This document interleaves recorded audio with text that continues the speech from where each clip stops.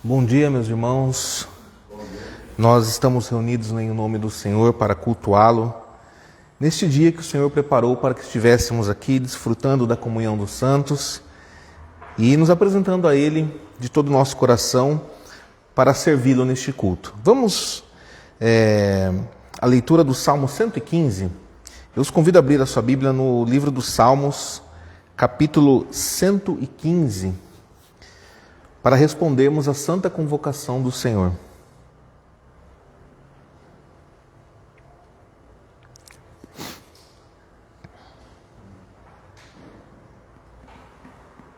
Salmo 115, versículo 1. Não a nós, Senhor, não a nós, mas ao teu nome da glória, por amor da tua misericórdia e da tua fidelidade. Porque diriam as nações, onde está o Deus deles? No céu está o nosso Deus, e tudo faz como lhe agrada. Prata e ouro são os ídolos deles, obra das mãos de homens. Tem boca e não falam, tem olhos e não veem, tem ouvidos e não ouvem, tem nariz e não cheiram, suas mãos não apalpam, seus pés não andam, som nenhum lhes sai da garganta.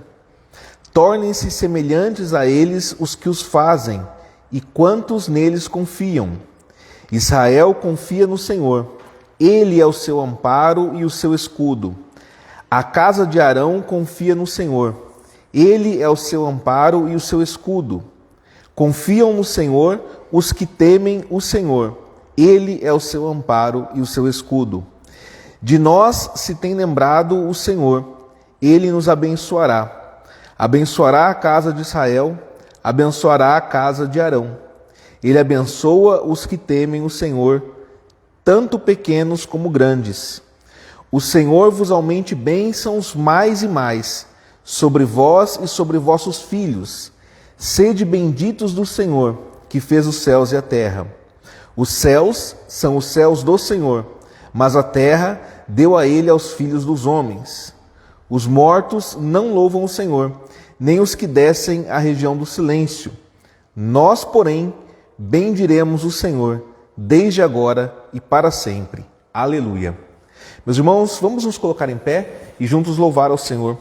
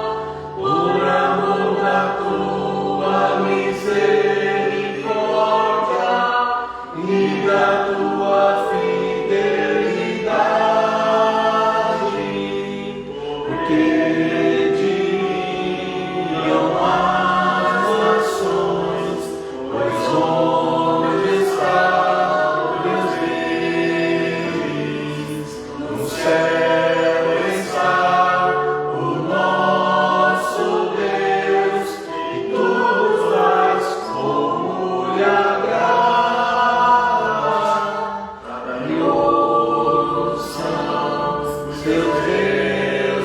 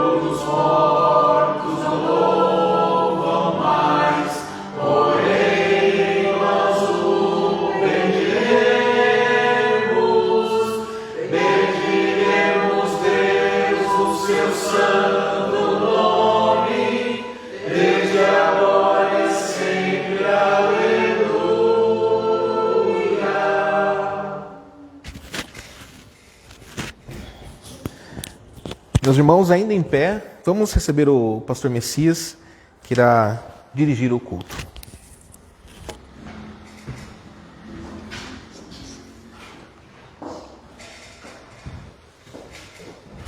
Bom dia, irmãos.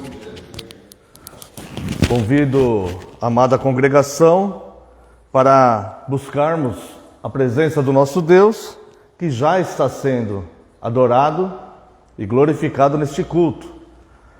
Vamos a uma oração de invocação. Esvazie-se de tudo que habita a sua mente e concentre-se agora apenas, somente, em cultuar o teu Criador. Vamos orar.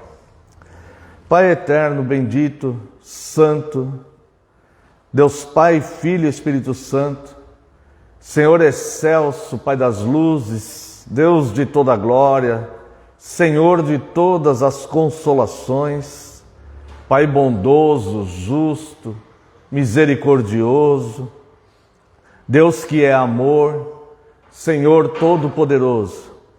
A Ti, Deus, nós queremos prestar um culto, Senhor.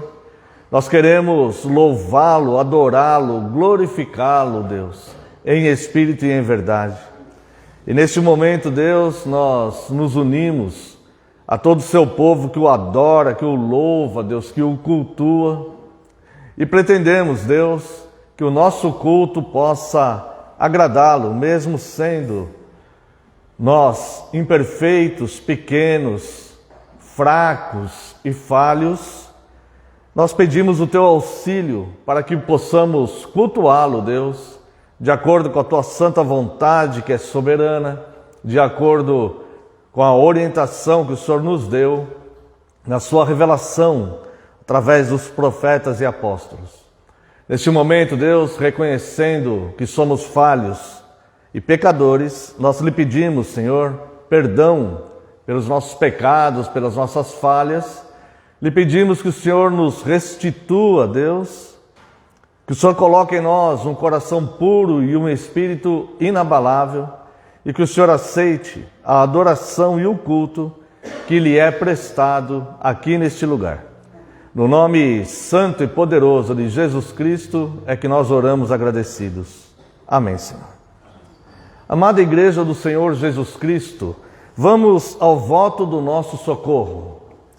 Amada Igreja do Senhor Jesus Cristo, onde está o nosso socorro?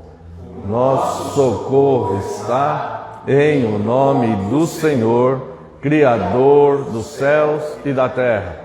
Graça a vós outros e paz da parte de Deus, nosso Pai, e do Senhor Jesus Cristo.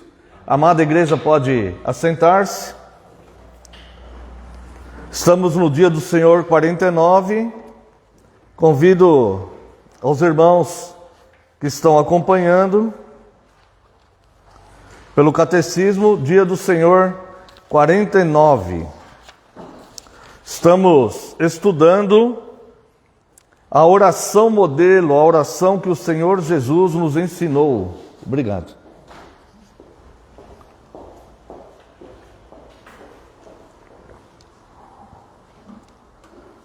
Semana passada nós estudamos a segunda petição.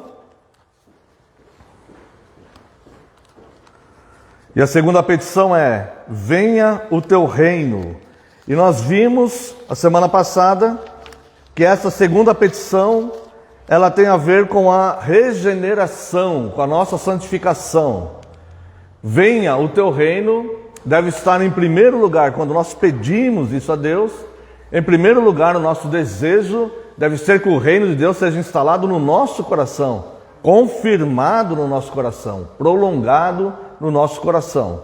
Nós não devemos cair na ilusão de pedir que o reino de Deus seja instalado no nosso país, na nossa cidade, na nossa família, na nossa igreja, se nós mesmos não estamos dispostos para que ele seja instalado no nosso coração. Se fizermos isso, nós vamos nos assemelhar aos hipócritas. Então, quando nós fazemos a segunda petição, nós pedimos, que seja que esse reino de Deus seja instalado, venha o seu reino, seja primeiramente instalado no nosso coração. E aí sim pedimos então que seja instalado na nossa igreja, na nossa família, na nossa sociedade, no nosso país, né? E no mundo. Hoje nós estamos diante da terceira petição, Dia do Senhor 49. A pergunta 124. Qual é a terceira petição? Faça-se a tua vontade, assim na terra como no céu. Isto é, que concedas a nós e a todos os homens que renunciemos à nossa própria vontade e, sem murmuração, obedeçamos à tua vontade, a única que é boa. Também concedas que todos cumpram os deveres de seu ofício e vocação, tão voluntária e fielmente como os anjos no céu. Então essa terceira petição, faça-se a tua vontade, assim na terra como no céu. Essa petição, ela tem a ver com a nossa organização, ou seja, como nós colocarmos de forma verdadeira, no nosso coração também, estabelecer, vamos dizer assim, né, colocar a organização para estabelecermos as prioridades, os principais valores acima de tudo, ou seja, seja feita a tua vontade. Nós, como seres humanos, nós queremos, necessitamos e desejamos muitas coisas, mas somente a vontade de Deus é boa. E Deus, Ele governa o mundo pelo conselho soberano da sua vontade. Então, quando nós pedimos, seja feita a sua vontade, nós colocamos como prioridade, acima de tudo, os verdadeiros valores. E não os nossos desejos, que podem proceder de um coração enganoso, como a Bíblia diz que o nosso coração é enganoso e desesperadamente corrupto. Então, nós temos uma tendência de colocarmos a nossa vontade, ou de querermos colocar a nossa vontade acima da vontade de Deus. E muitas vezes pedimos com insistência algo que nós queremos, mas nós não observamos qual é a vontade de Deus, que é soberana. Nem sempre a vontade de Deus é a vontade que nós temos. Então é por isso que nós precisamos colocar primeiro a vontade de Deus, seja feita a sua vontade. A exemplo de Cristo, quando estava no seu ministério terreno, estava próximo de voluntariamente dar sua própria vida em resgate de muitos. Na sua natureza humana, ele se angustiou a tal ponto de pedir ao Pai, falou: Senhor, se for possível, passe de mim esse cálice, contudo, não seja como eu quero, mas sim como tu queres. E a vontade de Deus era salvar a igreja, era salvar o seu povo, e para isso era necessário o sacrifício de Cristo na cruz. Então nós devemos, quando nós colocamos, seja feita a tua vontade, nós estamos pedindo a Deus que a vontade dele, que é perfeita, se cumpra em nossa vida. Quando essa vontade conciliar com a nossa, ótimo. Mas quando não for igual, nós priorizamos a vontade de Deus. Porque é uma questão de fé. Nós entendemos pela Escritura que nos é revelada que a vontade de Deus é boa, perfeita e agradável. E o homem é falho. Então, esta terceira petição, ela nos ensina a negar a nossa própria vontade, muitas vezes, e aceitar a vontade de Deus. Isso nos torna obedientes e sábios diante da corrupção da vida. Eu sempre uso uma ilustração quando nós chegamos neste dia aqui, ou quando nós vamos trabalhar essa questão que Jesus nos ensina na oração modelo: seja feita a sua vontade.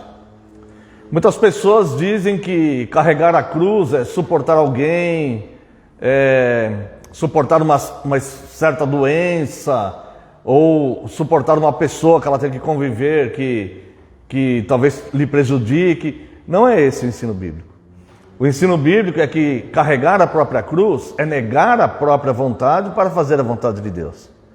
É como eu digo, é como se fosse uma cruz. Nós temos que olhar para cima. Quando a nossa vontade quer atravessar, nós então priorizamos, carregamos essa cruz e priorizamos a vontade de Deus. Isso vai nos tornar obedientes e sábios.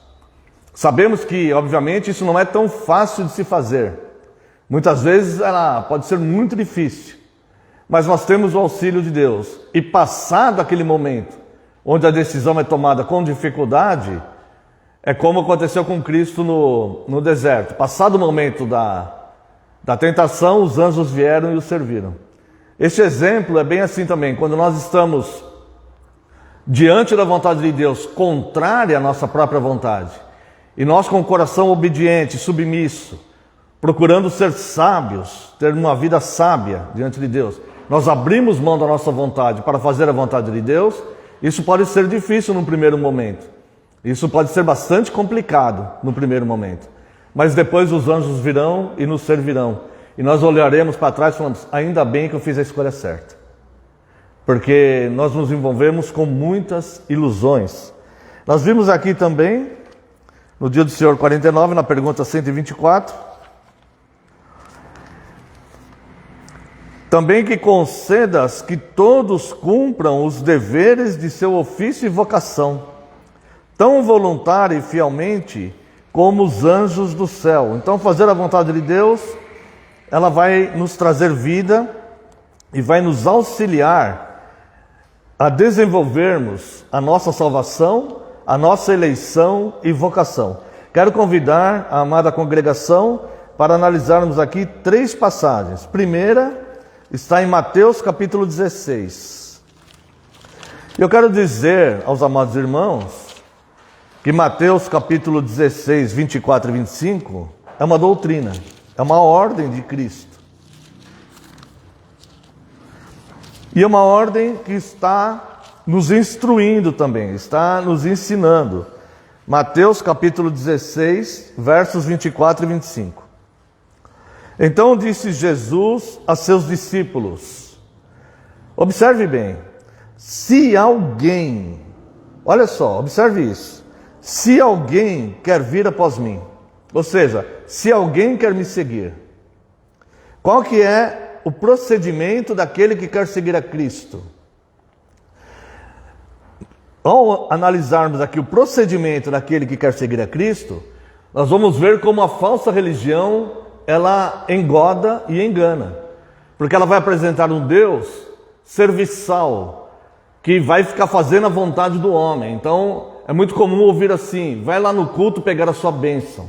Nós não vamos no culto para pegar bênção. Nós vamos no culto para cultuar o nosso Criador. Essa é a nossa intenção em cultuar a Deus. As bênçãos Ele dará porque Ele é benigno. E Ele abençoa o seu povo. Ele não abandona o seu povo, né? Mas nós vamos para cultuar a Deus. Então nós queremos seguir a Cristo. Quem quiser seguir a Cristo tem que fazer o quê? Verso 24. Então disse Jesus aos seus discípulos, se alguém quer vir após mim, a si mesmo se negue. Tome a sua cruz e siga-me. Porquanto quem quiser salvar a sua vida, perdê-la-á. E quem perder a vida por minha causa, achá-la-á. Então veja que uma das características daquele que de fato segue a Cristo, não é ver Cristo como uma fonte de lucro, ou ver na fé cristã uma possibilidade de obter benefícios e crescimento e coisa. Se a pessoa está pensando isso da fé cristã, melhor ela nem praticar. Porque ela vai ser contada no final como aqueles que dizem, Senhor, Senhor, em teu nome isso, em teu nome aquilo. E Jesus fala, não vos conheço. Porque aqueles que são de fato discípulos, é aqueles que estão dispostos, mesmo sabendo que é difícil negar a sua própria vontade. Não é fácil, né? Mas é a orientação que ele dá aqui. Se alguém quer vir após mim, a si mesmo se negue, tome a sua cruz e siga-me. Porquanto quem quiser salvar a sua vida, perdê-la-á. E quem perder a vida por minha causa, acha-la. O que é perder a vida por Cristo? Não é simplesmente a morte física. É abrir mão de todos aqueles projetos, todos aqueles desejos, todo aquele estilo de vida que é contrário à vontade de Cristo. Então, aquele que quer seguir, tanto a igreja que quer ser fiel, como o indivíduo cristão, ele tem que abrir mão da sua própria vontade. Ele tem que abrir mão da sua própria vontade e seguir a Cristo. Também vemos que nós devemos voluntariamente, quando nós fazemos essa terceira petição, que o Senhor nos ajude voluntariamente a cumprirmos os nossos ofícios e os nossos chamados. E eu quero convidar os irmãos aqui para analisarmos aqui em segunda carta de Pedro, capítulo 1, apenas um versículo, versículo 10. Pedro, como apóstolo de Cristo, está escrevendo aqui uma carta doutrinária para a igreja, para a igreja de Cristo, lançando doutrinas e ensinando como deve ser a prática cristã. E ele diz aqui no verso 10: por isso, irmãos, procurai com diligência cada vez maior, ou seja, não se acomode nisso. Aqui está um ponto que você não pode se acomodar, mas você tem que ser dinâmico. Ou seja, essa tua busca de ontem, a de hoje tem que ser maior. E a de amanhã, se Deus nos der vida, deverá ser maior que a busca de hoje. É isso que ele está falando. Por isso, irmãos, procurai com diligência cada vez maior confirmar a vossa vocação e eleição. Porquanto, procedendo assim, não tropeçareis em tempo algum. Você está vendo por que ele dá essa ênfase no começo do versículo? E ele fala com diligência. Diligência é atenção, cuidado, procurar fazer corretamente, com disciplina, com esmero ali. E ele fala, com diligência cada vez maior, procure desenvolver a sua vocação e eleição. Não é porque fomos eleitos que nós vamos ficar acomodados. Se nós ficarmos acomodados, o velho homem ele vai aflorar e nós vamos nos envolver fatalmente com situações que não procedem de Deus, mas procedem do próprio homem. E muitas vezes até procedem do maligno. Então ele fala, com diligência cada vez maior, procure desenvolver a vossa vocação e eleição. Então a eleição, ela nos foi dada graciosamente. Com ela, o auxílio para nós irmos a desenvolvendo. É por isso que nós somos assíduos nos cultos, é por isso que o nosso culto é instrutivo, é por isso que nós somos assíduos nos estudos bíblicos, e é por isso que nós vamos buscando cada vez mais as informações para desenvolvermos, a nossa fé, aliás, a nossa vocação e eleição. Porquanto, procedendo assim, não tropeçareis em tempo algum. Você está vendo como é amplo a terceira petição? Seja feita a tua vontade. Aqui é a vontade de Deus para a sua igreja, aqui é a vontade de Deus para o seu povo. Que Ele desenvolva a sua vocação e eleição. Você consegue perceber também, quando nós analisamos aqui, você consegue perceber também o quanto é incoerente. Nós falamos, Senhor, seja feita a sua vontade, se nós mesmos não queremos desenvolver a nossa vocação e eleição. Se somos displicentes na leitura bíblica, nos estudos, nos cultos e tal, para Deus, são palavras vazias. Se nós simplesmente falarmos, seja feita a tua vontade, e nós não tivermos a disposição de, com diligência, desenvolvermos nossa vocação e eleição, a nossa oração será vãs repetições. Apenas vãs repetições. Então nós precisamos entender o que nós estamos pedindo em cada uma das 6 petições da oração modelo. E por fim, amados irmãos, convido a abrirmos nossas Bíblias em Filipenses capítulo 2. Perceba que aqui é até mais abrangente, porque vai tratar da própria salvação. Filipenses capítulo 2, verso 12. Leremos até o 16. Assim, pois, amados meus, como sempre obedecestes, não só na minha presença, porém muito mais agora, na minha ausência, preste atenção, desenvolvei a vossa salvação. Como? Com temor e tremor. Percebe que não é um simples passo de mágica, percebe que não é uma simples religiosidade. Fui eleito lá antes da fundação do mundo, está tudo azul, está tudo maravilha. Percebe que não é isso? Percebe que existe uma dinâmica. Percebe que isso envolve busca por santificação, isso envolve obediência, isso envolve abrir mão da própria vontade. Percebe como que é para ser eleito? Que não é algo que nos acomoda, mas é algo que nos torna dinâmicos na fé cristã. E tudo isso por causa da perseverança dos santos, porque o eleito é o que persevera. E assim nós podemos olhar para nós mesmos, se estamos de fato de forma dinâmica, se estamos de fato desenvolvendo a nossa salvação, ou se nos acomodamos em algo como se fosse uma palavrinha mágica. Sou um eleito. Não. A vida cristã é uma vida dinâmica, é uma vida de exercício. Então vamos lá. Verso 12. Assim, pois, amados meus, como sempre obedecestes, não só na minha presença, porém muito mais agora na minha ausência, desenvolvei a vossa salvação com temor e tremor. Porque Deus é quem efetua em vós tanto querer como realizar segundo a sua boa vontade. Você consegue perceber se nós, enquanto reformados, se nós tirarmos esse versículo 13 do seu contexto, nós vamos parecer aquele outro grupo de pessoas que faz uma teologia de versículos isolados? Percebe que nós devemos observar o contexto? Nós devemos estar ativos.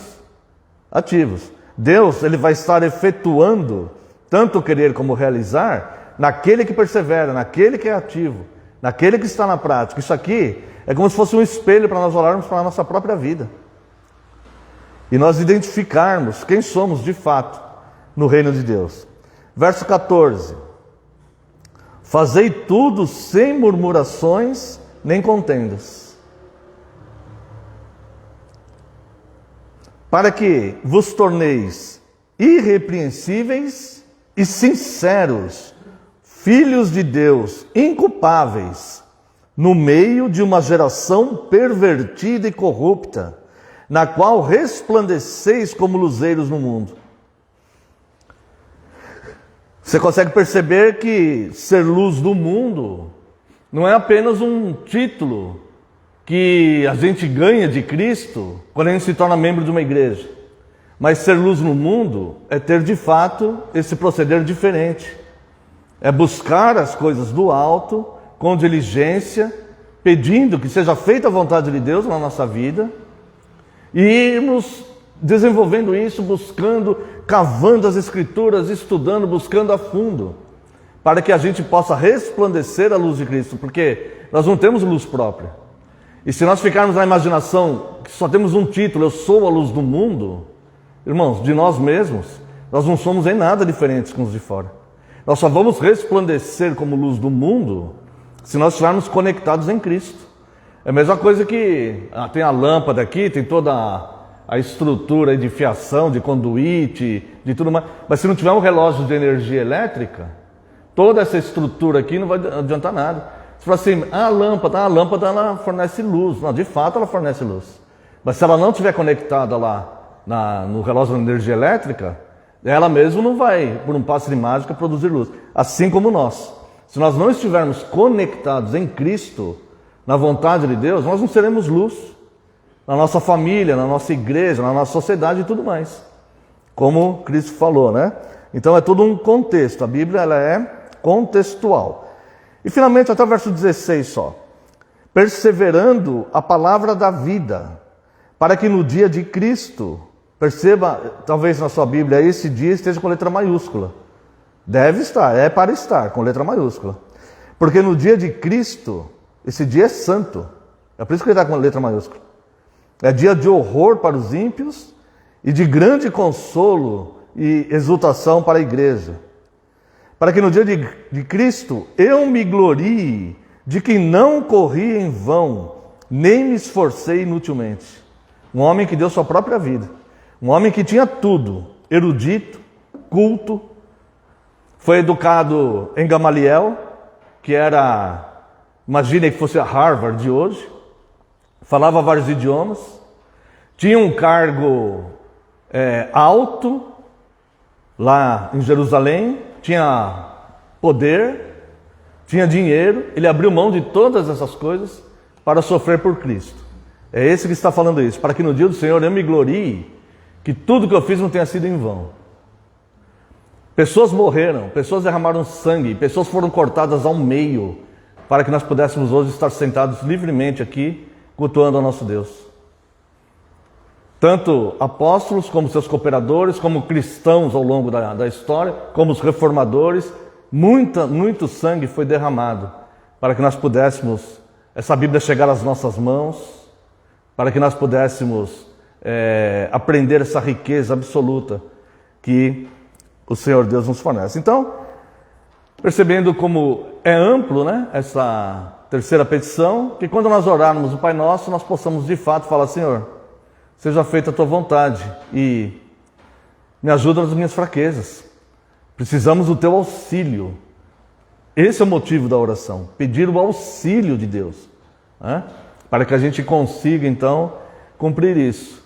E nunca deixe a Escritura se afastar da sua vida, porque senão a lâmpada vai apagar. Mesmo que você viva 200 anos neste mundo, nessa geração perversa, viverá sem luz.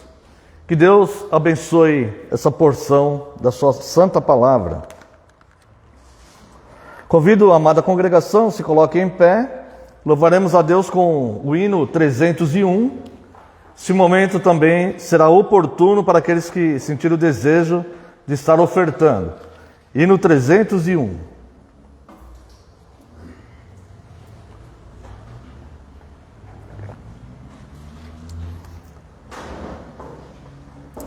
Em Jesus confiar, sua lei observar. Ó, que gozo, que bênção, que paz, satisfeitos guardar tudo quanto ordenar, alegria perene nos traz. Crer e observar tudo quanto ordenar, o fiel obedece ao que Cristo manda. O inimigo falas e a calúnia mordaz, Cristo pode desprestigiar. Nem tristeza, nem dor, nem angústia maior poderão ao fiel abalar. Crer e observar tudo quanto ordenar, o fiel obedece ao que Cristo manda. Que delícia de amor, comunhão com o Senhor. Tem o crente zeloso e leal, no seu rosto mirar, seus segredos privar, seu consolo constante, real. Crer e observar tudo quanto ordenar, o fiel obedece ao que Cristo manda. Resoluto, Senhor, e com fé, zelo e ardor, os teus passos queremos seguir, teus preceitos guardar, o teu nome exaltar, sempre a tua vontade cumprir, crer e observar tudo quanto ordenar, o fiel obedece ao que Cristo manda. Ainda em pé, convido a amada congregação para a declaração da nossa fé. Aqueles que quiserem acompanhar, está na página 67 do Credo Apostólico.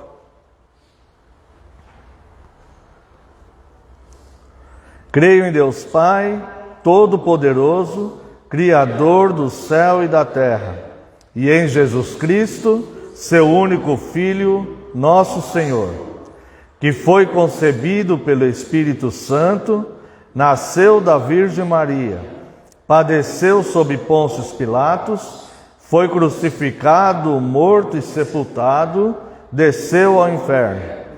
No terceiro dia ressurgiu dos mortos, subiu ao céu e está sentado à direita de Deus Pai Todo-Poderoso, de onde há de vir a julgar os vivos e os mortos. Creio no Espírito Santo, na Santa Igreja Universal de Cristo, na comunhão dos santos, na remissão dos pecados, na ressurreição do corpo e na vida eterna. Amém. Os irmãos podem assentar-se, e mesmo assentados, louvaremos a Deus com o Salmo 11.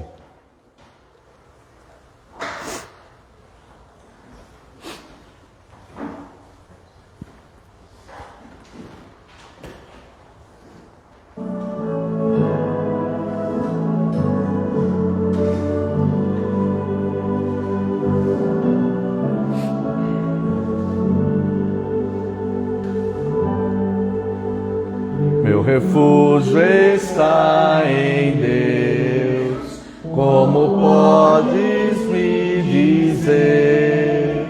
Qual ave foge ao monte seu, assim fujas também. Pois eis que os ímpios vão, tem já pronto a tua mão, para as loucuras disparar nos justos de coração. Quando a destruição, fundamentos já não são, e pode o justo fazer então, se resta vil condição.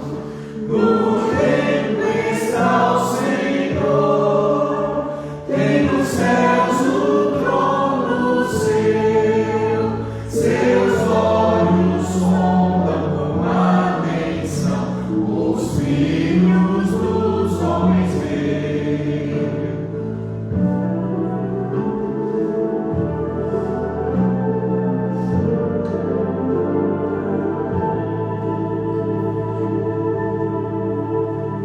E é o justo aprova Deus, mas odeia o homem mau, e aquele que violência faz, Deus o abomina já. Javé fará chover fogo e enxofre sobre os maus, e vento abrasador será a graça que lhes dará. Pois justo é o Senhor, Ele ama a retidão, e cada um que justo for, a face lhe verá.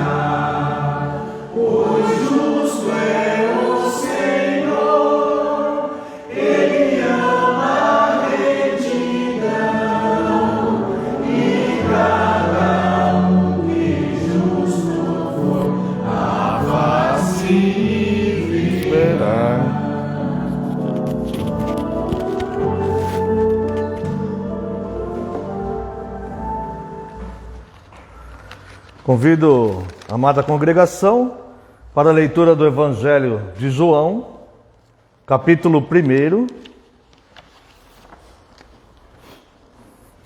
Leremos do verso 1 ao verso 14.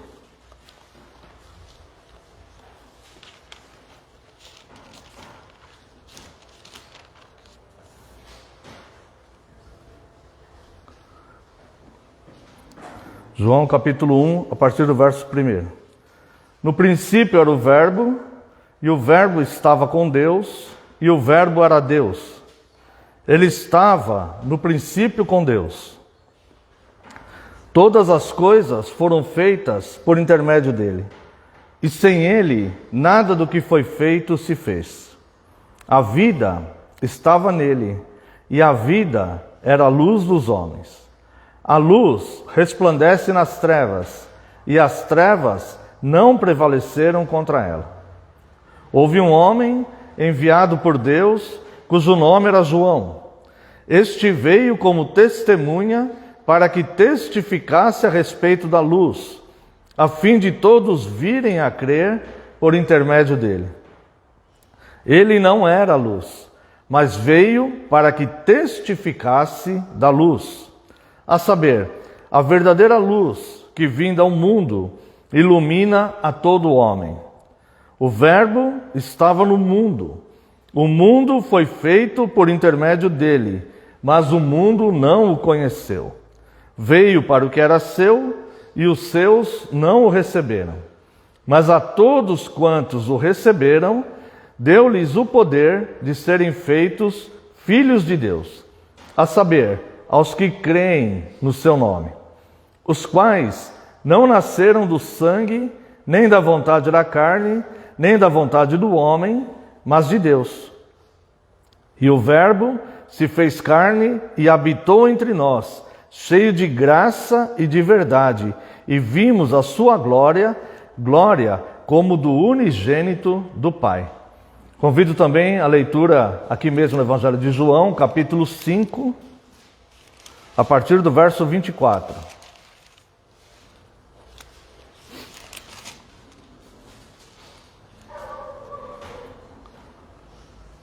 Em verdade vos digo, quem ouve a minha palavra e crê naquele que me enviou, tem a vida eterna, não entra em juízo, mas passou da morte para a vida.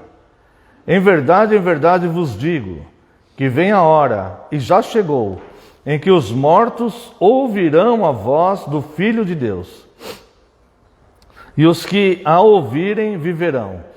Porque assim como o Pai tem vida em si mesmo, também concedeu ao Filho ter vida em si mesmo. E lhe deu autoridade para julgar, porque é o Filho do homem. Não vos maravilheis disto, porque vem a hora em que todos os que se acham nos túmulos ouvirão a sua voz e sairão. Os que tiverem feito o bem para a ressurreição da vida, e os que tiverem praticado o mal para a ressurreição do juízo. Eu nada posso fazer de mim mesmo. Na forma por que ouço, julgo. O meu juízo é justo, porque não procuro a minha própria vontade, e sim a daquele que me enviou.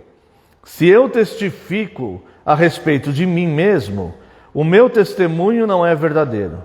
Outro é o que testifica a meu respeito. E sei que é verdadeiro o testemunho que ele dá de mim. Mandastes mensageiros a João, e ele deu testemunho da verdade. Eu, porém, não aceito o testemunho.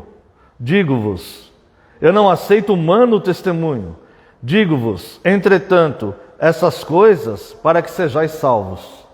Ele era a lâmpada que ardia e iluminava. E vós quisestes, por algum tempo, alegrar-vos com a sua luz. Mas eu tenho maior testemunho do que o de João, porque as obras que o Pai me confiou para que eu as realizasse, essas que eu faço, testemunho ao meu respeito de que o Pai me enviou. O Pai que me enviou, esse mesmo é que tem dado testemunho de mim. jamais tendes ouvido a sua voz, nem visto a sua forma. Também não tendes a sua palavra permanente em vós, porque não credes naquele a quem ele enviou. Examinai as Escrituras, porque julgais ter nelas a vida eterna, e são elas mesmas que testificam de mim. Contudo, não quereis vir a mim para terdes vida. Eu não aceito glória que vem dos homens. Sei, entretanto, que não tendes em vós o amor de Deus. Eu vim em nome de meu Pai, e não me recebeis. Se outro vier em seu próprio nome, certamente o recebereis. Como podeis crer, vós, os que aceitais glória uns dos outros, e contudo não procurais a glória que vem do Deus único? Não penseis que eu vos acusarei perante o Pai. Quem vos acusa é Moisés, em quem tendes firmado a vossa confiança. Porque se de fato cresces em Moisés, também crerias em mim, porquanto ele escreveu a meu respeito. Se, porém, não credes nos seus escritos, como crereis nas minhas palavras? Até aqui, vamos fazer uma oração. Pai eterno, santo, ainda neste momento, Deus, em que estamos reunidos em santa comunhão para cultuar o seu nome, santo Deus, estamos diante da tua palavra, Pai. E mais uma vez lhe pedimos perdão pelas nossas falhas e pecados. Pedimos teu auxílio, teu socorro, tua luz. Pedimos que a tua palavra venha cumprir em nós aquilo que o Senhor designou, para a qual o Senhor a designou.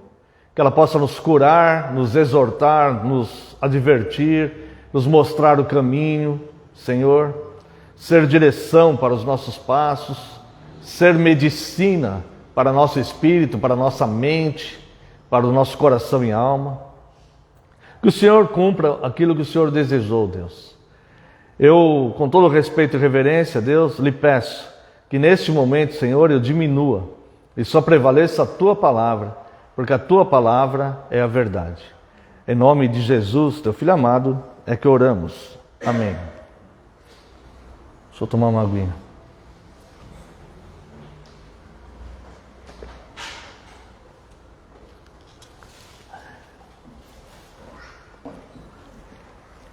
Amada Igreja do Senhor Jesus Cristo, vos proclamo a salvação, única e exclusivamente por meio de Jesus Cristo, o Filho de Deus. A lei mosaica e a lei de Cristo para a Igreja exigem que devam ser apresentadas duas testemunhas para que testifiquem um fato. Ou seja algum tipo de denúncia, ou seja algum fato que precise ser verificado pela igreja, algum fato que precise ser constado como verdadeiro, como real. Tanto a lei de Moisés como a lei da igreja, dada por Cristo e pelos apóstolos, exigem que haja pelo menos duas testemunhas, para que um fato seja testificado. O Senhor Jesus, pleno em verdade, aponta não só dois, como exigem a lei, mas ele aponta 4 testemunhas que testificam que ele e a sua missão entre os homens são de fato, que ele é de fato o Filho de Deus, e que a sua missão de fato era a conclusão ou a realização da sua obediência a Deus Pai naquilo que ele veio fazer, ou seja, salvar a sua igreja. Essa passagem do ministério terreno de Cristo, que trata do próprio Cristo explicando a sua missão, será o tema deste presente sermão. Sim, de fato, vos proclamo que Deus esteve corporalmente e habitou entre os homens para salvar o seu povo. Mas eu quero fazer uma ressalva. Deus esteve de fato, conforme nós vamos ver nos 4 testemunhos aqui que Jesus apresenta, habitando corporalmente com o seu povo, para que seu povo seja salvo. Mas eu quero fazer a ênfase que não é para ser salvo de pobreza, não é para ser salvo de doença, não é para ser salvo de adversidades da vida, mas para ser salvo dos seus próprios pecados. Pecado que condenaria a sua igreja. E Cristo ele veio então, pelo seu sacrifício na cruz, pagar os pecados que deveriam ser pagos em cada um de nós.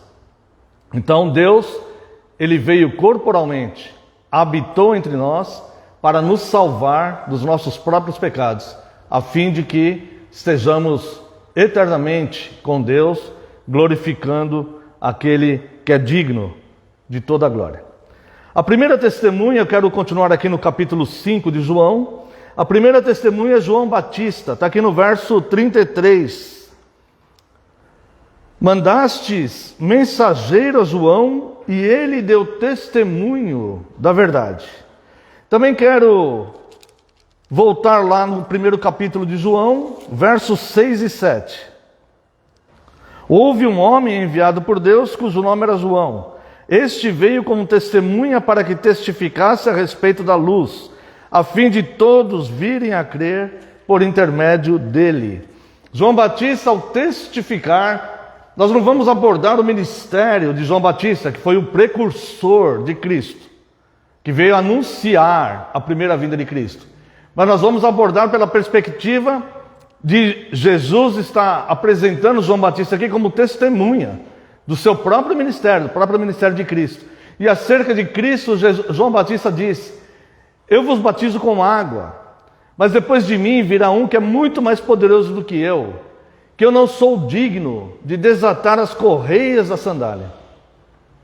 Ele vos batizará com água, ele vos batizará com o Espírito Santo, eu vos batizo com água, ele vos batizará com o Espírito Santo e com fogo. Ou seja, com o poder transformador do Espírito Santo, pelo fogo que transforma e também pelo fogo inextinguível que condena aquele que rejeita as suas palavras. Então João Batista, ele veio, é apresentado aqui por Cristo como a primeira testemunha do seu ministério.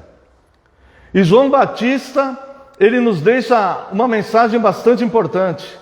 Ele fala: olha que o machado já está na raiz da árvore. Portanto, arrependam-se dos seus próprios pecados. E eu quero confirmar, ressaltar o ministério de João Batista, dizendo que sem arrependimento verdadeiro, não existe conversão genuína. Não há nenhum convertido no mundo, de nenhuma era, que não tenha passado pelo arrependimento verdadeiro, que é o processo da regeneração. Eu não me refiro ao remorso, mas eu me refiro ao arrependimento genuíno. Eu me arrependo de ser falho e pecador. Quando eu vejo a graça de Deus, quando eu vejo a bondade de Deus, quando eu vejo o amor de Deus enviando o seu próprio Filho para salvar a igreja, e eu olho para mim mesmo, para as minhas próprias obras, para as coisas que eu já fiz, para as coisas que eu penso, para as coisas que eu faço, eu me abomino e me arrependo de ser pecador como eu sou, de estruturar muitas vezes pensamentos e atitudes e situações dentro de um pensamento, de uma mente corrompida. Eu me arrependo de ser um pecador. Não existe conversão sem o arrependimento genuíno. Muitas pessoas confundem o arrependimento com anistia. O arrependimento é o ato de nós admitirmos a culpa. O remorso é a dor e a tristeza porque algo que nós fizemos foi descoberto e agora eu vou ter que pagar uma consequência. Esse é o remorso. Eu não deveria ter feito, porque eu não queria pagar essa consequência. Esse é o remorso.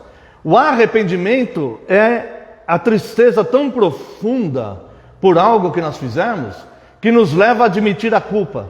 E chegar, neste caso aqui, vamos dizer, diante de Deus e falar: Senhor, de fato, eu sou pecador, a culpa é minha. Perdão, porque a culpa é minha. Eu de fato fiz isso, eu de fato fiz aquilo, eu de fato fiz aquilo outro, sem querer se justificar diante de Deus, que é santo. O jovem rico, quando procurou Jesus, ele abordou Jesus e disse: bom mestre. Jesus interrompeu ele na hora: por que me chamas bom? Ninguém é bom, não há nenhum bom, a não ser aquele que está no céu, que é Deus. Veja, Jesus que não tinha pecado, mas estava nesse corpo corruptível e exposto a tentações. O que não tinha pecado, ele fala, por que me chamas bom? E como ele diz aqui, não aceita a glória de homens, ele não aceitou glória de homens no seu ministério terreno, ele de fato não aceitou glória daquele jovem rico. Quantas pessoas ficariam felizes ao serem abordados assim? Bom mestre. Ele me chamou de mestre, falou que eu sou um bom mestre. Ó. Esse aí me reconhece. Esse aí sabe quem eu sou. Até que enfim alguém veio me reconhecer. Jesus não foi não. Jesus foi pela contramão disso. Essa glória de homens, ela só corrompe. Então João Batista ele dá o testemunho falando sobre Cristo e ele fala, e é o que eu quero deixar como lembrança deste ministério de João Batista. Muito mais do que ele fala, vim batizar com água, mas depois de mim o que batiza com o Espírito Santo e com fogo.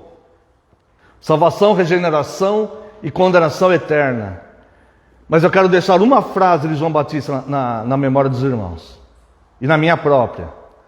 Quando ele se refere a Cristo, ele diz, importa que eu diminua e ele prevaleça.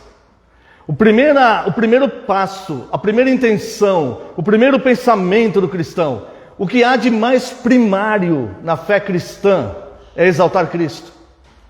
Não há nada como Cristo tem que fazer o que eu quero porque eu sou fiel, Cristo ele tem que abrir a porta aqui, Cristo ele tem que eu determino isso, aquilo, nada disso.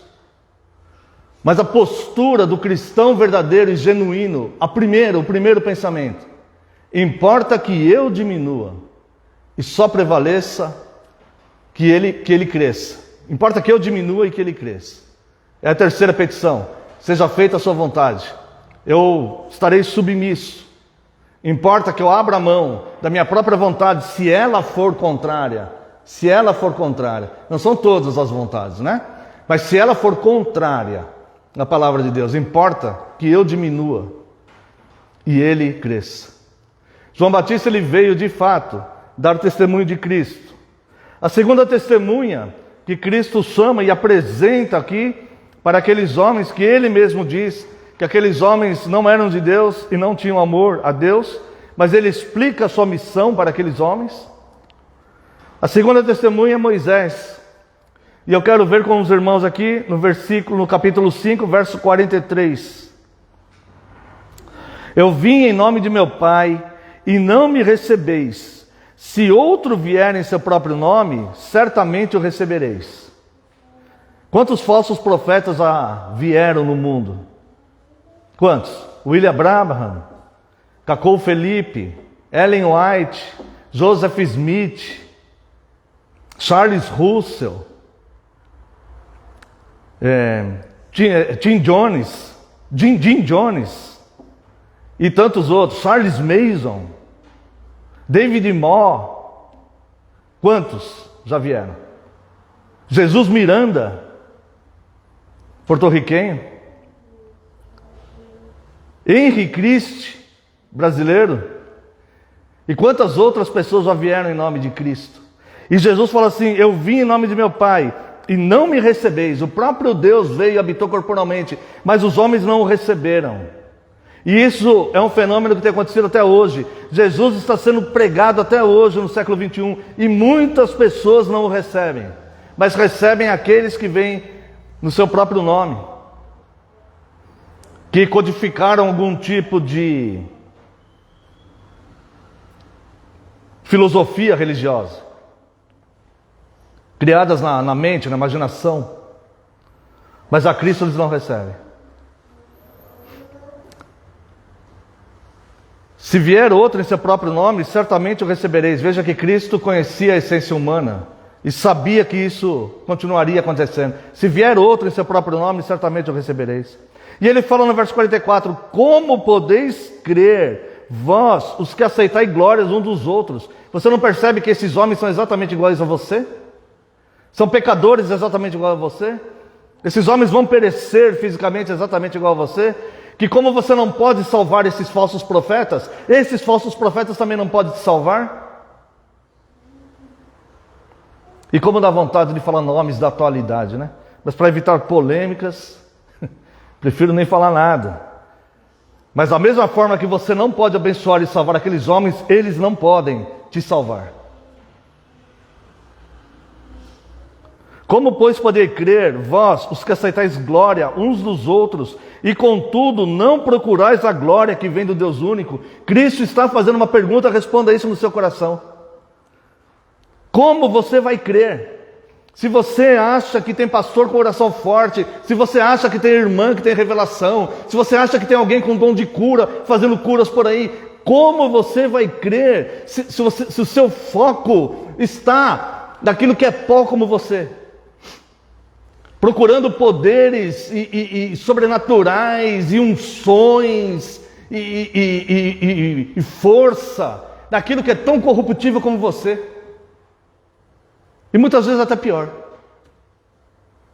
Como vai crer? Cristo está perguntando, como vai crer? Se você está iludido nesse engodo, se você está com o pé na armadilha, se você já está com o pé no laço, seguindo a homens, pare e pergunte para a sua própria alma, como eu vou crer se o meu foco está no pó?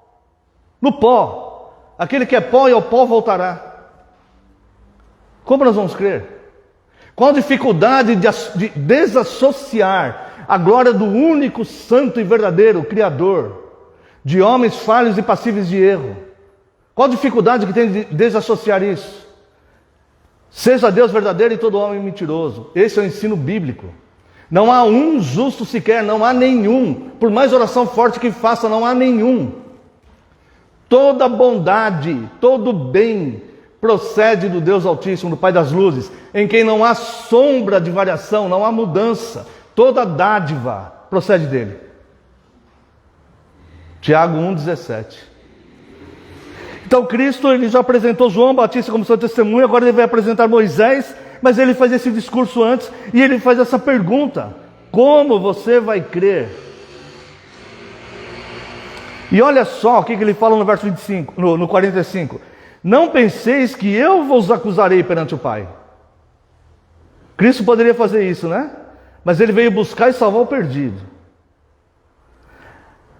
Não pense que eu vim te acusar diante do Pai. Quem vos acusa é Moisés, em quem tendes firmado a vossa confiança. Moisés também. Porque se de fato cresces em Moisés, também crerias em mim, porquanto ele escreveu ao meu respeito. Quem vai te acusar é Moisés, que você fica defendendo as leis para negar o verdadeiro Deus que habitou corporamente conosco.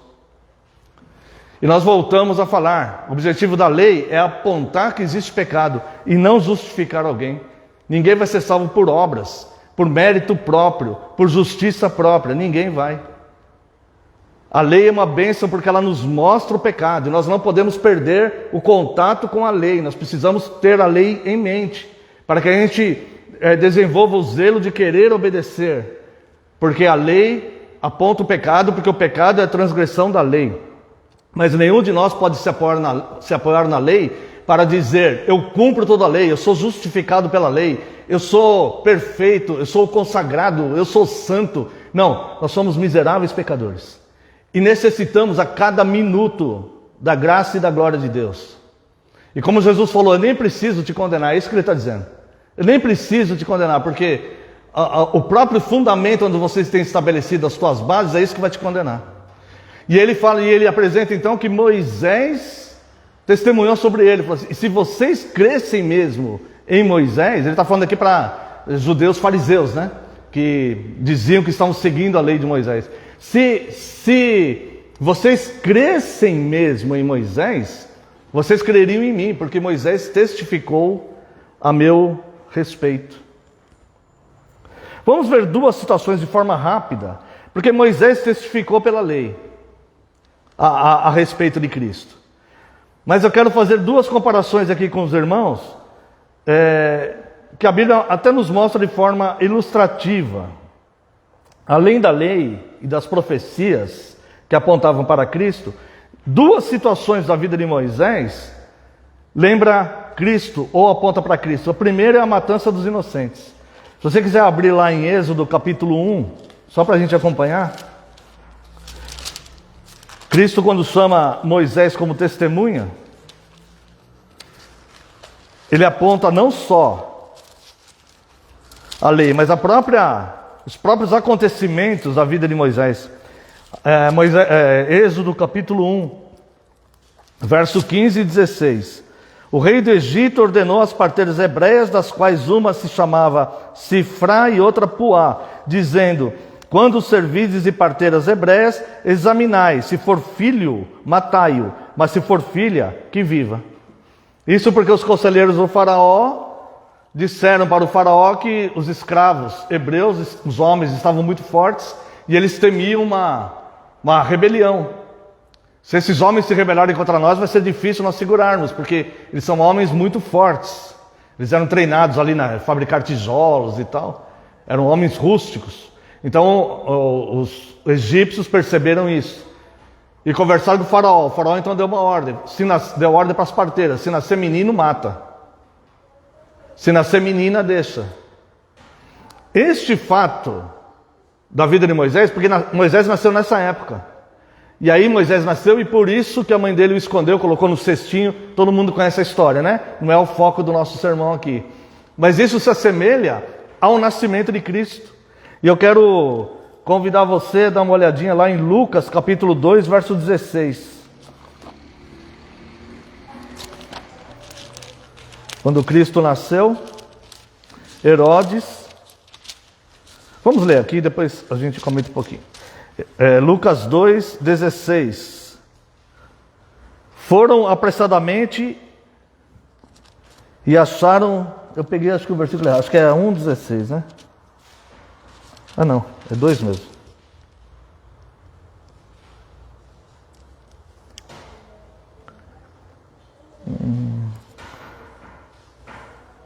É o 23. Irmãos, eu peguei o verso errado, mas eu vou comentar aqui para a gente não perder tempo. Herodes, ele dá ordem, quando os magos falam que vieram visitar o rei que nasceu, Herodes fica assombrado e fala assim: como assim o rei?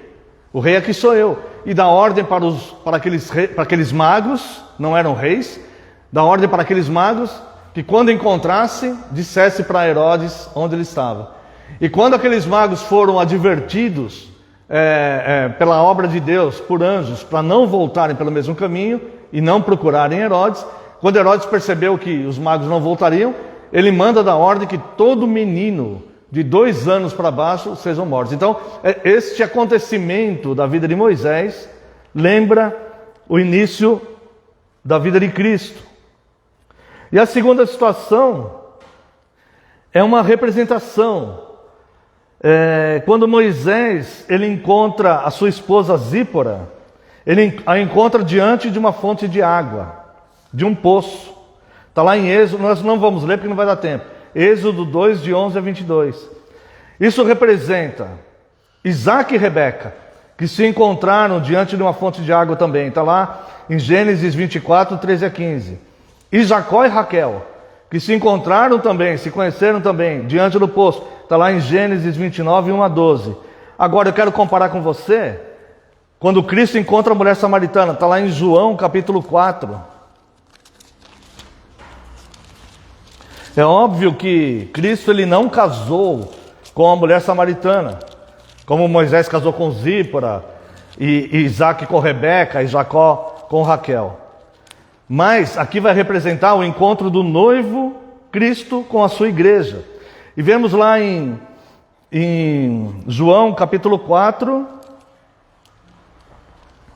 versos 5 a 7. Chegou, pois, a uma cidade samaritana, chamada Sicar, perto das terras que Jacó dera a seu filho José. Estava ali a fonte de Jacó. Cansado da viagem, assentara-se ali Jesus, junto à fonte, por volta da hora sexta. Aí aparece a mulher samaritana, e eu vou abreviar aqui, por causa de tempo. Aparece a mulher samaritana. Esse horário aqui, essa hora sexta, era por volta do meio-dia. E aquela mulher ia buscar água. Era a função das mulheres ir no poço buscar água. Mas aquela mulher ia ao meio-dia. Por quê? Porque as outras mulheres iam, ou de manhã ou no final da tarde. Mas ela ia quando o sol estava bem posto mesmo, bem com seu ardor total. Porque ela não queria contato com ninguém. E Cristo revela o porquê que ela não queria contato com ninguém. Porque ela era uma mulher promíscua. Ela era uma mulher que já havia tido 5 maridos. E aqui Cristo apresenta a realidade dela.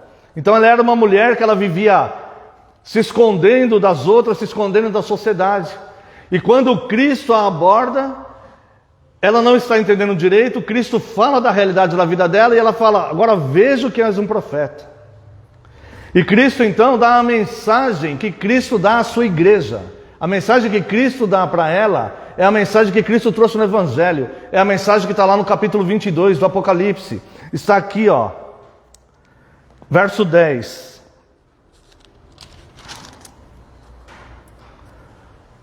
Replicou-lhe Jesus: se conheceras o dom de Deus e quem é o que te pede, dá-me de beber, tu lhe pedirias e ele te daria água viva. Essa é a mensagem do Evangelho.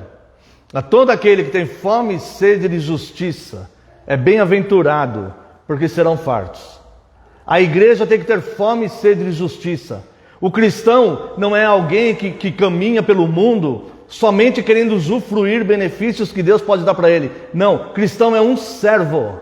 Cristão é alguém que vestiu a camisa de Cristo. Cristão é alguém que está no corpo de Cristo, que é membro do corpo de Cristo. Não pode a minha perna direita querer ir para um lado e minha perna esquerda querer ir para o outro lado. Isso não pode acontecer, meu corpo estaria dividido, não teria como ir para lado nenhum. O cristão é aquele que está no corpo de Cristo, que anda para o lado que a cabeça determinar, que usa os braços da forma que a cabeça determinar, e a cabeça é Cristo. Então o cristão não é alguém que passa pela vida querendo usufruir de benefícios e favores de Deus. O cristão, ele é um servo, ele é integrante do corpo, ele faz parte do corpo, é aquele que veste a camisa, é aquele que faz a vontade de Deus, é aquele que se arrepende, porque muitas vezes a sua própria vontade é diferente da vontade de Deus, mas ele prioriza a vontade de Deus em sua vida. E é então, tendo a mente de Cristo, que é a cabeça do corpo, ele vai ter fome e sede de justiça. E essa água da vida aqui, que é a água que dessedenta totalmente, só vai ser servida para aqueles que têm fome e sede de justiça. A igreja hoje no mundo, ela tem urgência de olhar para si mesma e perguntar: o que eu estou buscando? Tem uma história que se conta de Alexandre o Grande, que eu não sei se é verdadeira, que depois de uma grande conquista ele vem com as suas colunas e tem um camponês ali, e o camponês está meio assustado, encostado numa árvore, e ele chama aquele camponês: vem para cá, quero falar com você. E aquele camponês vai meio assustado, com cabeça baixa, e ele pergunta: qual é seu nome? E o camponês, meio assustado, fala bem baixinho: Alexandre, que é o mesmo nome dele. E Alexandre o Grande então fica indignado com aquele homem e fala assim: olha, ou muda de nome ou muda de atitude. A igreja hoje no mundo, que professa servir a Cristo, mas que só quer benefícios, que quer distorcer a santa palavra, que quer moldar, que quer atualizar a Bíblia, que quer mudar tudo o que Cristo ensinou, ou muda de nome ou muda de atitude.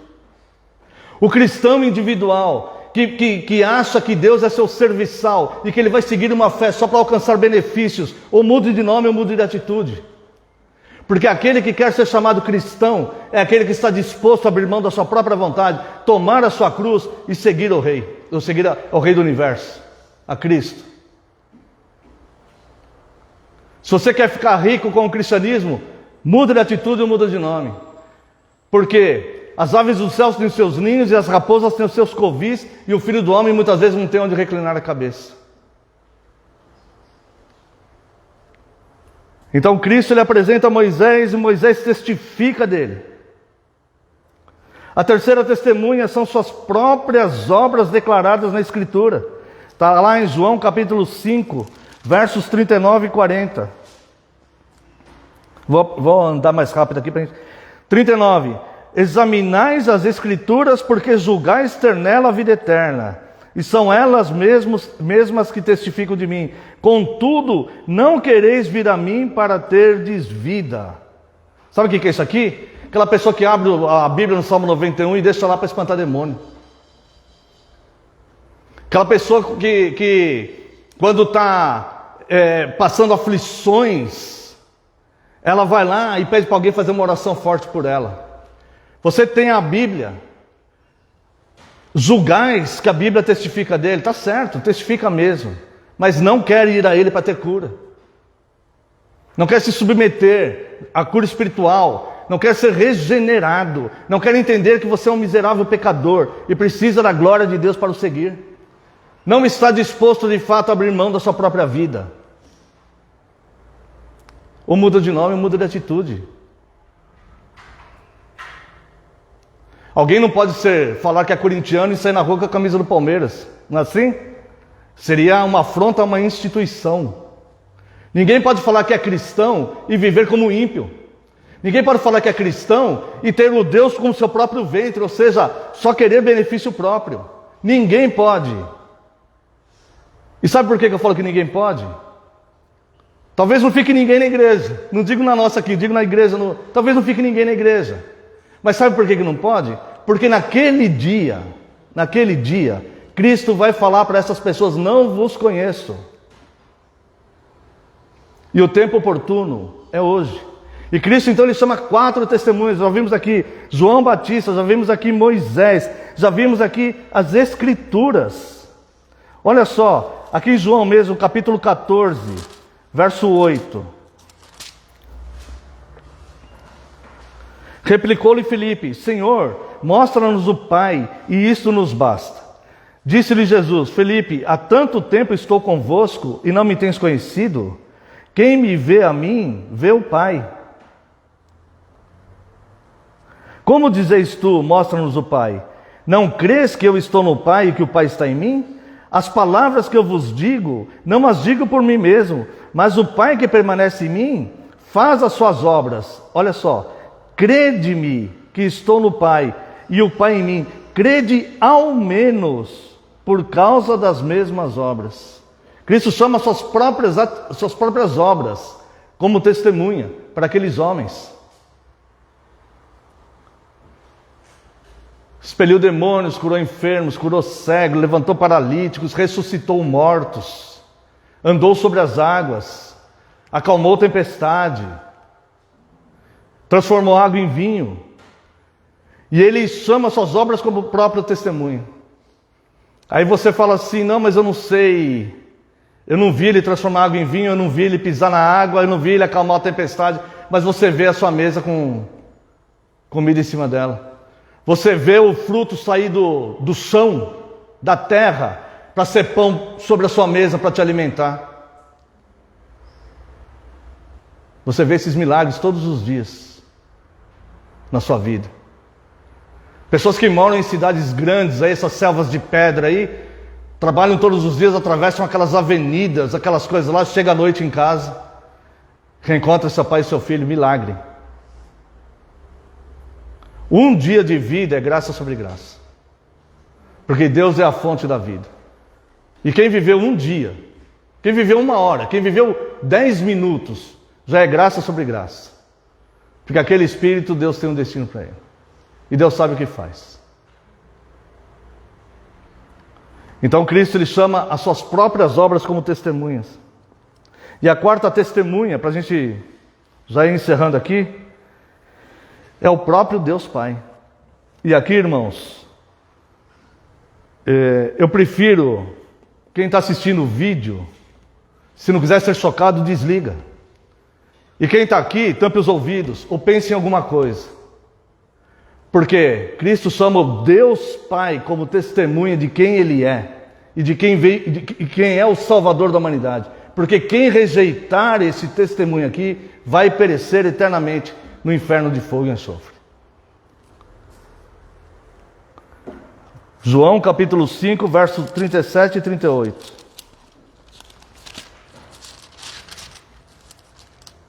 Verso 37. O Pai que me enviou, esse mesmo é que tem dado testemunho de mim. Jamais tendes ouvido a sua voz, nem visto a sua forma. Também não tendes a sua palavra permanente em vós, porque não credes naquele que me enviou. Isso aqui é sentença de condenação. Não ouvistes a voz e nem viu a forma. Ah, mas isso daí é incoerente, a Bíblia tem incoerência, porque lá no batismo de Jesus, não é assim que as pessoas falam? Lá no batismo de Jesus aparece a voz, este é o meu filho amado em quem me comprazo. E alguém pode dizer, não, mas aqueles homens não estavam lá, dessa época que Jesus está falando, eles não estavam lá. A Bíblia não fala se eles estavam lá ou não estavam. Mas o que está dizendo aqui é que nunca ouviram a sua voz, é no sentido de não aceitaram. Olha só, Êxodo capítulo 1. Você nunca deu ouvido à pregação. É isso que ele está falando. É isso que Jesus está falando. O próprio Deus testifica de mim. O Deus que se ira. O Deus que paga o pecado com tamanha ira que não há quem possa se manter aqui.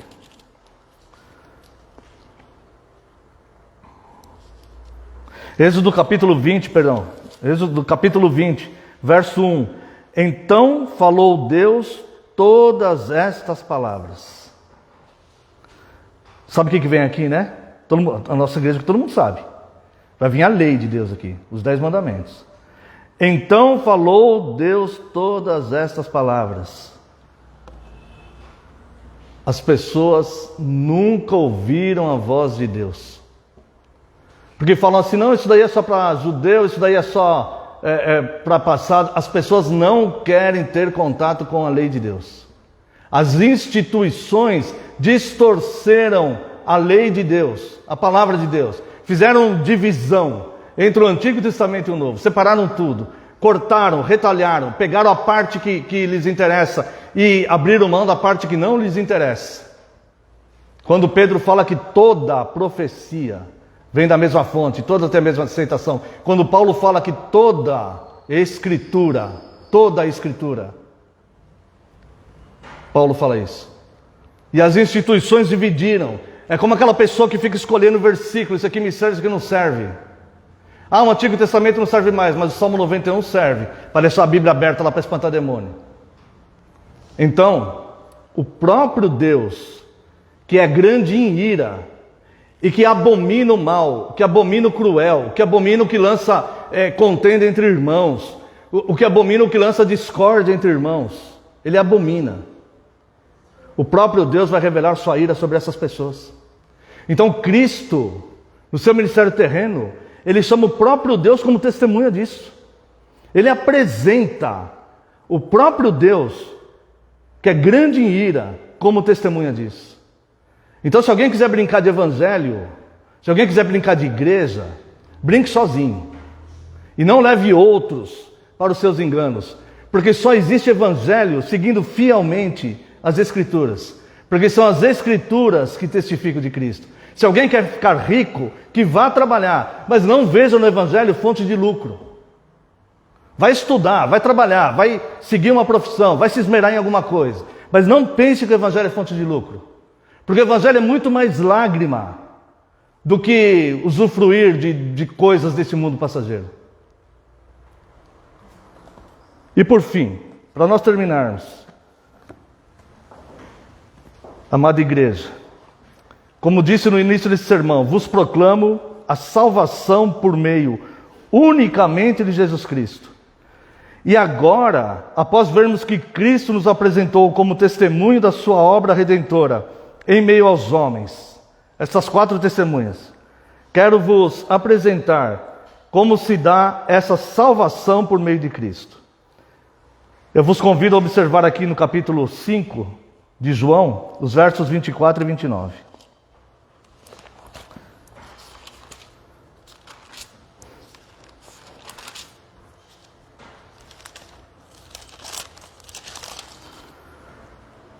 Cada dia que passa e a gente vê como as pessoas estão tratando o Evangelho de Cristo. E isso tem que indignar a igreja verdadeira. Isso tem que indignar a igreja verdadeira. Porque Cristo, ele veio buscar e salvar o perdido. O nome de Cristo não é para ser jogado na lama. Não, a palavra de Cristo não é para ser distorcida, para ser alterada, para cada um usar conforme quer. Bíblia não é para ser usada. Bíblia é para ser estudada e obedecida. Ninguém tem que usar a Bíblia. A Bíblia tem que ser estudada com sinceridade de coração, sinceridade de alma e ser obedecida, porque nela está a vontade de Deus. Ali está revelado. Bíblia não é algo para ficar sendo mudado conforme épocas e conforme pensamentos ideológicos. A Bíblia é a palavra do Deus verdadeiro. É a palavra que vai nos julgar no último dia, conforme João capítulo 12, verso 48. E aqui em João capítulo 5, aqui ó, versos 24 a 29. 24. Em verdade vos digo, quem ouve a minha palavra e crê naquele que me enviou, tem a vida eterna, não entra em juízo, mas passou da morte para a vida. Você percebe que não é só crer, né? É crer na palavra, não é só crer que Cristo existe. É crer na palavra e também crer naquele que enviou. Porque aquele que enviou Cristo e que vai olhar para Cristo e pelos méritos de Cristo vai salvar alguns. Quem não estiver em Cristo é alvo da ira poderosíssima de Deus. Verso 25. Em verdade vos digo que vem a hora e já chegou em que os mortos ouvirão a voz do Filho de Deus. E os que ouvirem viverão. Note que ele fala no presente, vem a hora e já chegou. Jesus, ele não está falando aqui de ressurreição física. Ele está falando de ressurreição espiritual. Essas minhas palavras, vem a hora e já chegou. Que quem ouvir essa palavra aqui é ressuscitado espiritualmente. E ele vos deu vida estando vós mortos em seus delitos e pecados. É isso que ele está falando aqui. Outra coisa, verso 26. Porque assim como o Pai tem a vida em si mesmo, também concedeu ao Filho ter a vida em si mesmo, e lhe deu autoridade para julgar, porque é o Filho do homem. Não vos maravilheis disto, porque vem a hora em que todos os que se acham nos túmulos ouvirão a sua voz e sairão. Percebe o verbo no futuro? E percebe no verso 25 o verbo no presente? Então alguns aqui estão sendo ressuscitados espiritualmente. Alguns, talvez, que estejam assistindo esse vídeo, talvez serão, ou já foram, ou estão sendo ressuscitados espiritualmente. Mas muitos não vão passar por essa ressurreição espiritual. Vão passar somente pela ressurreição física, e aí vai para a condenação. Verso 29. Os que tiverem feito bem para a ressurreição da vida, os que tiverem praticado o mal para a ressurreição do juízo. Qual que é o bem? É a vida piedosa. Todo bem procede de Deus. Não é a justiça própria do homem. O bem que ele acha. Ah, vou dar uma esmola para alguém aqui para eu evoluir na próxima encarnação. Isso não é fazer o bem.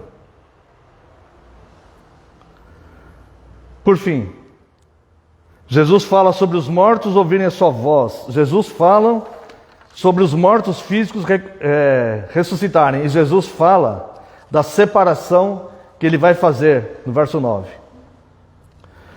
Cristo proclama a sua salvação, veio buscar o seu povo, a sua igreja, a encontrar e lhe oferecer a água da vida. Para isso, temos que pedir essa salvação a Ele. Se você não clamar a Ele e falar, olha, Senhor, eu não consigo me arrepender de ser pecador. Me conduz ao arrependimento. Romanos 2,4, é a bondade de Deus que nos conduz ao arrependimento. Peça a Ele. Senhor, de fato, olha, tem coisa, eu não estou conseguindo me arrepender. Não estou conseguindo. Peça a Ele, porque de fato a gente não consegue mesmo. Porque tanto o arrependimento, tanto em Atos capítulo 11 e Romanos capítulo 2, fala que o arrependimento procede de Deus. Peça a Ele. Peça enquanto você tem fôlego de vida.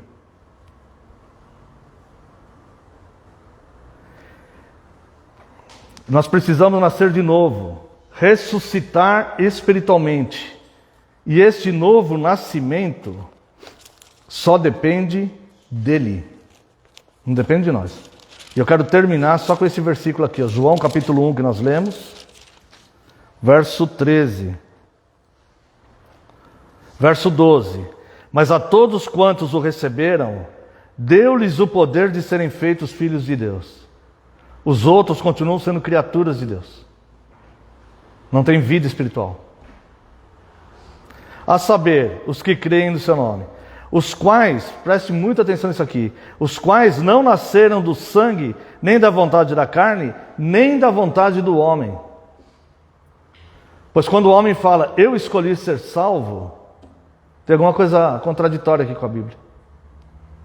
Porque ele foi salvo pela vontade de Deus, não a vontade dele próprio. Nem da vontade da carne, nem da vontade do homem, nem da vontade do homem, mas de Deus. E por fim, a grande verdade da mensagem do Evangelho. O Verbo, a palavra, Cristo, o próprio Deus, o Verbo se fez carne e habitou entre nós, cheio de graça e de verdade, e vimos a sua glória, glória como do unigênito do Pai. E que ninguém se engane, porque ser reformado, ser evangélico, ser cristão, ter fogo de não sei o que, ter isso, ter aquilo, nada disso aí vai salvar. E eu vou falar mais uma coisa, placa de igreja realmente não salva, mas heresia condena. Então fuja das heresias e submeta-se somente ao Verbo que habitou entre nós, que está revelado nas Escrituras. Quero, como resposta desse sermão, aqueles que puderem ficar em pé, louvar a Deus com o Salmo 22.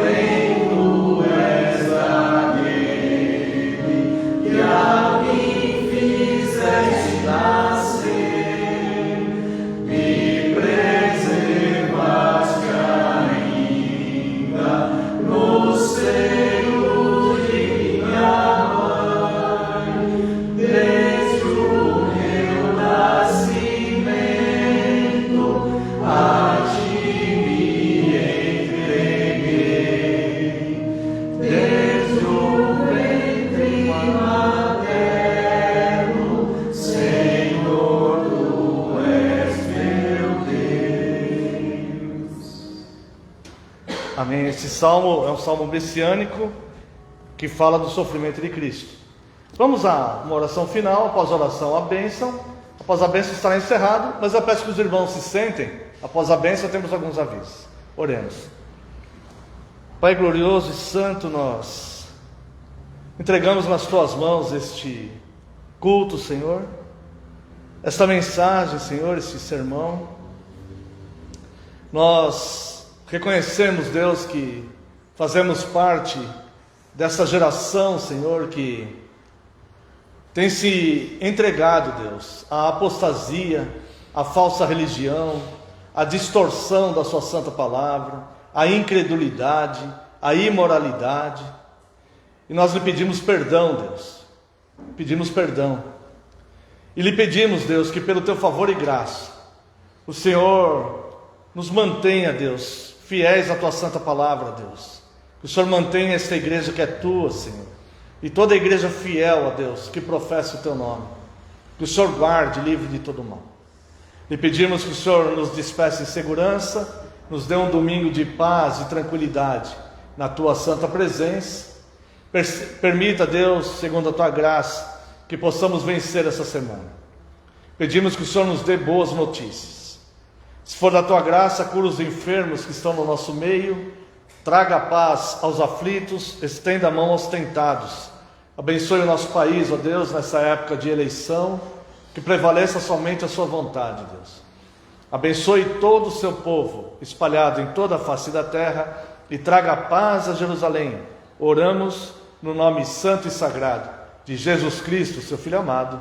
Amém, Senhor. Receba a bênção, irmãos. Que a graça do nosso Senhor Jesus Cristo, o amor do Deus Pai, e a comunhão e as consolações do Espírito Santo sejam sobre vós, agora e para todos sempre. Amém e amém. Os irmãos podem sentar-se. Está encerrado. Temos apenas alguns avisos.